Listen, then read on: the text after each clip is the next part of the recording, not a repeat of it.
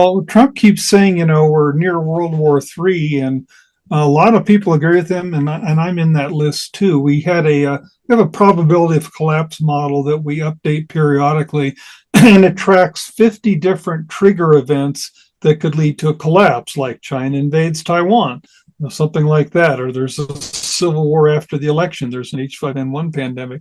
So we updated our model, and indeed, the probability of nuclear war is at a record high. The Bulletin of Atomic Scientists is saying the same thing. We're very close to nuclear war, and it's largely now because of the situation which you've covered on a couple of your recent shows of Russia threatening to use nuclear weapons in Ukraine. That could escalate to attacks on NATO. And according to U.S. nuclear doctrine, if Russia were to attack Poland or Germany or NATO member with nuclear weapons, our doctrine says we will retaliate against Russia with nuclear weapons. And at that point, you could have nuclear weapons dropping in Ohio and all over the place. I don't think he can stop. I mean, his goal is regime survival, keeping himself in power. And the Russian army has done very, very poorly in the war. And, the incursion recently into the Kursk region, he's embarrassed.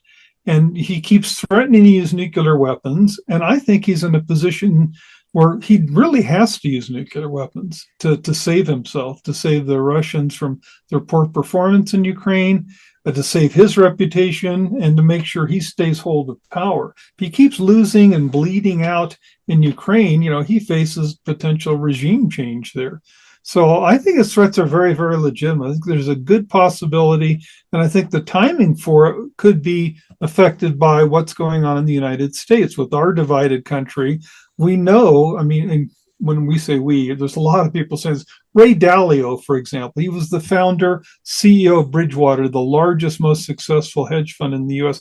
He made his fortune by correctly predicting future events. He has now estimated a greater than 50% chance that the U.S. is going to have some type of civil war after the election because the country is just so divided.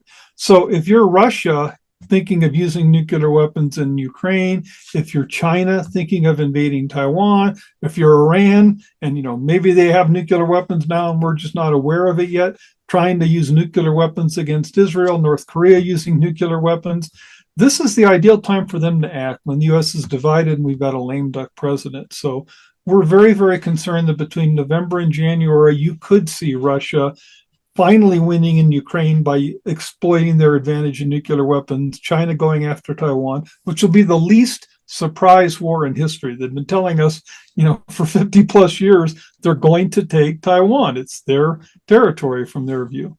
So I think there's a really high risk of nuclear weapons use and many other threats overseas beyond the threat of a civil war here in the United States.